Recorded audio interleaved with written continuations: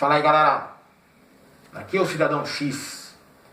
Bom, com a eliminação da seleção brasileira da Copa do Mundo, a Copa do Mundo meio que acabou para a maioria dos brasileiros, né? Porque o pessoal perde, né, a importância na situação ali, não liga mais. A não ser aqueles que gostam do esporte ou gostam só de futebol, sabe, você não se interessa, você não está nem aí se ela está continuando, quem vai ser campeão, como que foi os jogos, dane-se.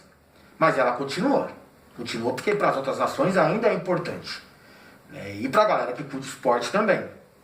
Então tá lá, né? Estamos na fase final já da Copa do Mundo, né? A fase semifinal, né? Os clubes que foram sobrando aí, os clubes não, as seleções que foram restando, né, vão se enfrentando até surgir uma grande final e sair o campeão. Nesse momento a gente tem dois confrontos para sair os finalistas. Tem o lado da chave do Brasil, que restaram Bélgica e França, que é o jogo de hoje. E do outro lado a gente tem Inglaterra e Croácia. Aí a galera me pede, nossa, Cidadão X, faz um vídeo aí sobre Bélgica e França. Aí tem outros que falam assim, não fala disso que eu não curto futebol, pão e circo, alienação. Cara, eu falo de futebol e também dou uma alongada no assunto e falo umas coisas muito além de futebol, que é aquela parte dos detalhes do mundo real. E se você não assistiu o vídeo até o final, você não vai saber do que eu estou falando. A introdução, até que eu começo os vídeos falando sobre questão de futebol em si, é até pouco, cara. Porque eu gosto do esporte, eu tenho, sei lá, um pouquinho só de conhecimento na área para estar apontando, né, questões estratégicas, né, ou técnicas, ou mais, né, íntimas sobre o esporte em si, futebol. Mas fora isso daí, galera, eu falo outras coisas sobre esses países, principalmente desses países que se restaram. Eu já falei em outras partes da Copa do Mundo sobre França e falei sobre Bélgica. Quando eu falei para você sobre chaves, né, o lado do Brasil e o outro lado, né, você percebe que o lado que o Brasil estava disputando para chegar à grande final, né, tinha os times mais fortes. Observa aí a sequência de times, né, que brigaram entre si para deixar só esses dois aí disputando um lugar na final, né, no caso Bélgica e França. Desse lado aqui a gente tinha a Argentina, a gente tinha o México, a gente tinha o Brasil, né, o Japão nem tanto assim, a gente tinha o Uruguai. Cara, tinha muito time forte desse lado da chave. Diferente do outro lado, que nos cruzamentos e durante a fase de classificação, surgiu um lado da chave muito mais simples. Você pode observar que a Rússia chegou muito perto de estar numa semifinal de Copa do Mundo. E olha que era um time inferior a outras seleções aí, que poderiam estar ali. Muitas seleções ficaram para trás na fase de classificação, cara. Outras caíram logo na sequência. Então, quer dizer, essa Copa foi muito louca, se tratando de futebol. Tudo, meio que foi fora do padrão. Mas o lado do Brasil é mais forte. Então a gente pensa da seguinte forma, bom, quem surgir, como finalista do lado dessa chave aqui do lado do Brasil, que no caso hoje são Bélgica e França, um dos dois vai para a final, é o time mais preparado, mais técnico, o melhor time, o mais forte para estar disputando a final. Do outro lado, cara, poderia ter sido a Rússia contra a Inglaterra, poderia ter sido a Suécia, Suíça, no caso aí a Croácia. Quer dizer, na boa, são times inferiores tecnicamente aos do lado de cá, pelo menos na teoria. Vamos ver no campo porque as coisas mudam. E aí eu sei lá, eu tenho muita coisa para falar, esse vídeo vai se alongar, hein? Um pouquinho mais do que o normal, do que o necessário. Porque se eu for falar de França e Bélgica, são dois times, com um excelente nível técnico, tático, e principalmente na questão individual. Individualmente, cada um tem lá uma sequência de jogadores que podem desequilibrar uma partida, porque eles são muito acima da média. Se você pegar o lado da Bélgica, você tem o De Bruyne, você tem o Hazard, aí você tem aquele Fellaini e você tem o tal do Lukaku, centroavante muito bom da Bélgica. E do lado da França, você tem uma sequência de caras aí que são celebridades do mundo do futebol. O tal do Mbappé, você tem o Griezmann, você tem o Matuidi, você tem o Tolisso, sei lá o nome do cara, Varane. Cara, tem muito cara bom aí, esses dois times. Então, a qualidade técnica sobe no confronto, a gente vai ter que escolher um lado para torcer. Não, eu gosto de futebol, se para mim acabar 5-5 vai ser o melhor jogo da história que eu já assisti. Por exemplo, não ligo. É a mesma coisa quando tá jogando times que eu não gosto, eu torço para acabar 4-4 com 10 expulsos e 15 machucados de cada lado no campo. Mas é mais ou menos isso mesmo. Sobre quem você poderia torcer como brasileiro para uma final, o Brasil foi eliminado pela Bélgica. Aí você já cria um nojinho da Bélgica, né? Da Bélgica e tal. O Brasil também já foi eliminado, né? E já perdeu uma Copa do Mundo para a França. Não muito longe no tempo aí. Então quer dizer, a França também você não vai torcer a favor, né? Mas vamos torcer pelo outro lado, mas deve ter Inglaterra e Croácia. Mano, depois eu explico sobre esses dois aí, você vai ver que nenhum desses quatro aí seria o time ideal para o Brasil torcer, né? Caso a seleção brasileira não estivesse presente.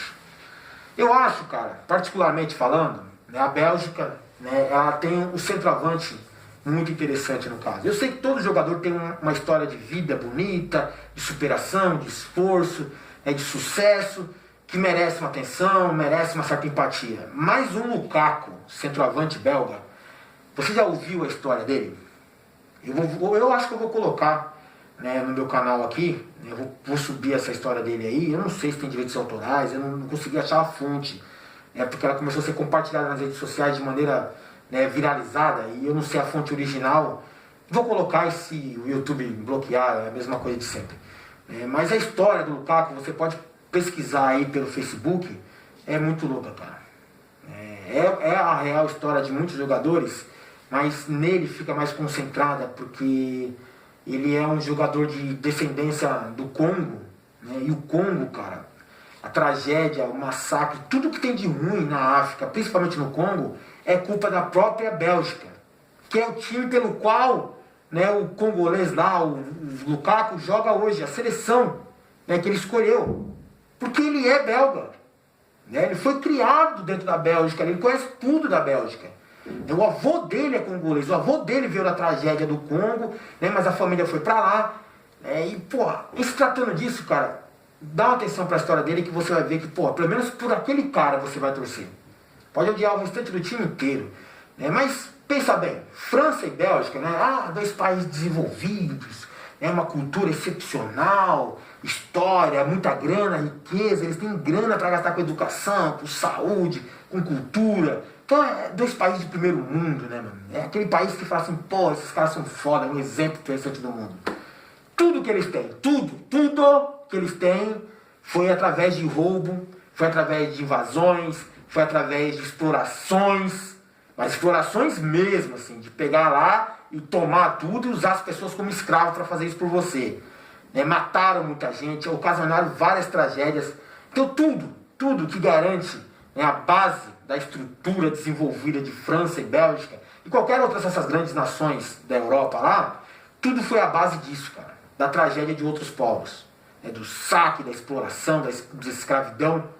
Então, cara, não dá pra você falar assim, nossa, que legítimos, né, meritocracia deles, porra nenhuma, cara, porra nenhuma. Hoje você vai ver em campo um monte de jogador negro, e aí você vai pensar, porra, belgas e franceses, né, tecnicamente a gente vai falar daquele sangue real, né? A arrogância do homem branco, a elite, né? Os ricos, né?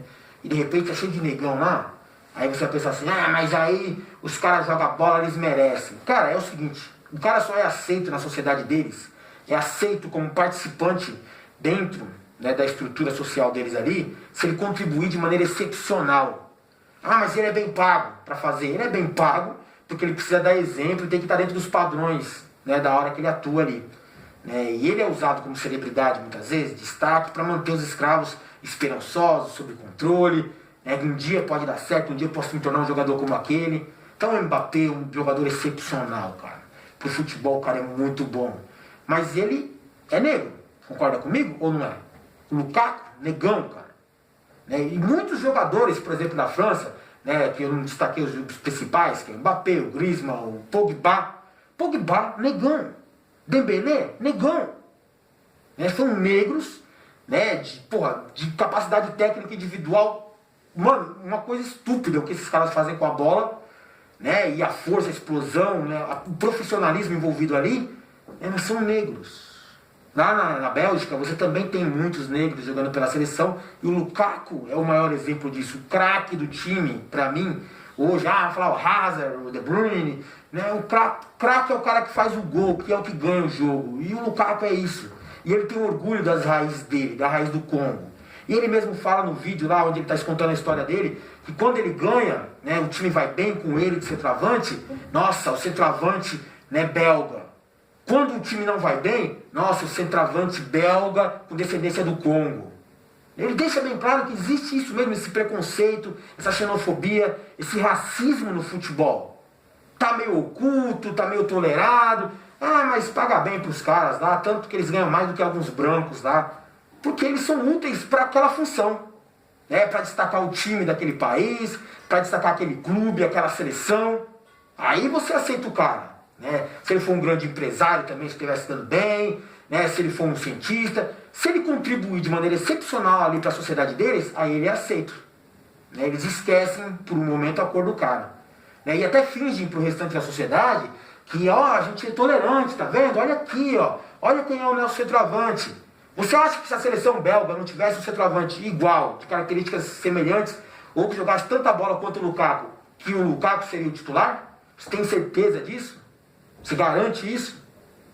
Você acha que se tivesse 3 Griezmann, né, jogando na França, né, você acha que o Mbappé ia ter espaço para jogar ali? Mesmo que ele seja superior ao Griezmann tecnicamente. Mas dá para você equilibrar com outros caras brancos? Então tira esse negro do time aí.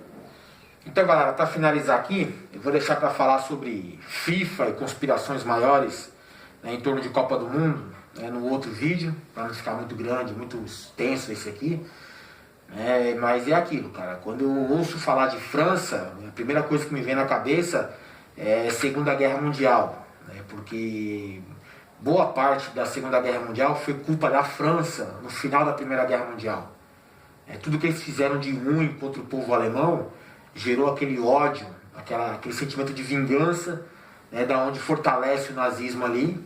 Tanto que na Segunda Guerra Mundial a França ela é atropelada, ela é humilhada pelo exército alemão, né, por um caráter muito pessoal ali. Não tinha uma questão estratégica só de tomar a França.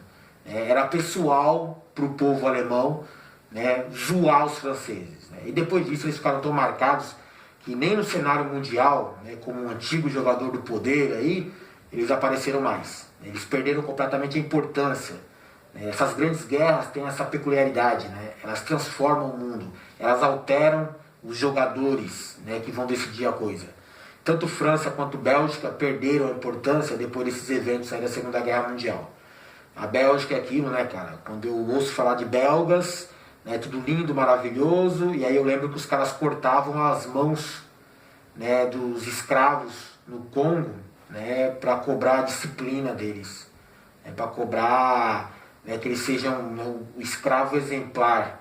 Eles mutilavam, né, os seus escravos e, a meu ver, ali parecia, e muitas vezes, uma questão de puro prazer, cara. Porque eles faziam questão de tirar algumas fotos e publicar como status. Olha o que eu fiz com meus escravos, olha quantas mãos eu arranquei aqui. E isso não é próprio de um povo tão desenvolvido assim que mereça, né? Nossa, vamos atender esses caras aí que eles são os bons, eles são os melhores. Nem franceses nem belgas são tão assim heróis do mundo, não. No futebol eu espero que seja um bom jogo, de verdade mesmo, porque tecnicamente tem tudo para ser um bom jogo. Deve ser o melhor jogo da Copa, né, se as duas seleções apresentarem tudo que tem capacidade para fazer. E é isso, galera. Valeu a atenção de vocês aí, aqui foi o Cidadão X. Dá só um retorninho aí no comentário para saber se vocês estão gostando disso aí que eu estou falando nesses vídeos sobre Copa do Mundo, beleza?